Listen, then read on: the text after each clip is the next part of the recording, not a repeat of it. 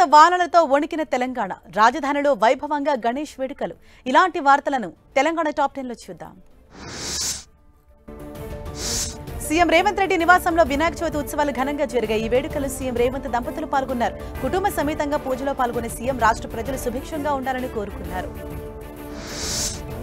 హైదరాబాద్ లో మంత్రి పొన్నం ప్రభాకర్ నివాసంలో వినాయక చవితి ఉత్సవాలు వైభవంగా జరిగాయి. పండుగ సందర్భంగా మంత్రి పొన్నం దంపతులు ప్రత్యేక పూజలు నిర్వహించారు. ప్రజాపాలన ప్రభుత్వంలో అమలు చేస్తున్న సంక్షేమ పథకాల అభివృద్ధికి ఎలాంటి ఆటంకాలు రాకుండా చూడాలని మహాగణపతిని వేడుకున్నట్లు మంత్రి తెలిపారు.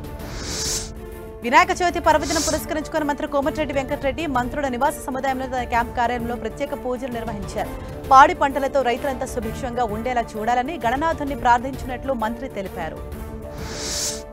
గాంధీ భవన్ లో వినాయక చవితి సందర్భంగా టీపీసీసీ అధ్యక్షుడు మహేష్ కుమార్ గౌడ్ దంపతులు కుటుంబ సభ్యులతో కలిసి ప్రత్యేక పూజలు నిర్వహించారు. ఈ కార్యక్రమంలో మాజీ ఎంపీ వి హనుమంతరావు, టీపీసీసీ ఉపాధ్యక్షులు కుమార్ రావు, చైర్మన్ మెట్టు సాయి కుమార్ హాజరయ్యారు. హైదరాబాద్ తెలంగాణ భవన్ లో వినాయక చవితి వేడుకలు ఘనంగా జరిగాయి. వినాయక చవితి పూజలో BRS general secretary Ravula Chandrashekar Reddy, corporation మాజీ చైర్మన్లు దేవిప్రసాద్, బీసీ కమిషన్ మాజీ సభ్యుడు కిషోర్ గౌడ్, తెలంగాణ భవన్ సిబ్బంది పాల్గొన్నారు. మట్టి వినాయకుడిని పూజించి పర్యావరణాన్ని కాపాడాలని పిలుపునిచ్చారు. ఖైరతాబాద్ లో మహాగణపతికి గవర్నర్ జిష్ణుదేవ్ వర్మ తొలి పూజ నిర్వహించారు. గవర్నర్ తో పాటు మంత్రి పొన్నం ప్రభాకర్, ఎమ్మెల్యే దానం నాగేందర్, కాంగ్రెస్ నేతలు పాల్గొన్నారు. ఈ ఏడాది స్వామివారు శ్రీ విశ్వశాంతి మహాగణపతిగా దర్శనమిస్తున్నారు. 69 అడుగుల ఎత్తు, 28 అడుగుల వెడల్పుతో విగ్రహాన్ని తీర్చిదిద్దారు.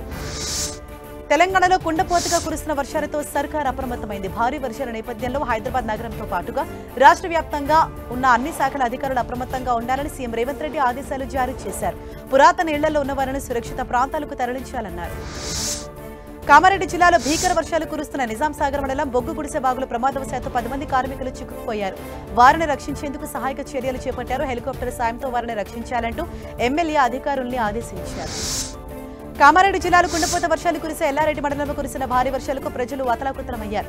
ఎల్లారెడ్డి టు కామారెడ్డి ప్రధాన రహదారిపై జీవ్దాన్ పాఠశాల దగ్గర ఓ బ్రిడ్జ్ కొట్టుకుపోయింది. దీంతో రహదారికి ఇరువైపులా వాహనాలు నిలిచిపోయే బ్రాహ్మణపల్లి గ్రామంలో చెరువు ఉప్పొంగి ప్రవహిస్తోంది. తెలంగాణలో యూరియా కష్టాలకు ఫుల్ స్టాప్ పడటం లేదు. సిద్దిపేట జిల్లా మిరుదొడ్డిలోని రైతు వేదిక వద్ద రైతులు జోరు వానలో యూరియా కోసం క్యూలను కట్టారు. ఓవైపు జోరు వర్షం, మరోవైపు వినాయక చవితి కావడంతో రైతులు పండుగను పక్కన పెట్టి పంటను రక్షించుకోవడానికి యూరియా కోసమే బారులు తీరారు.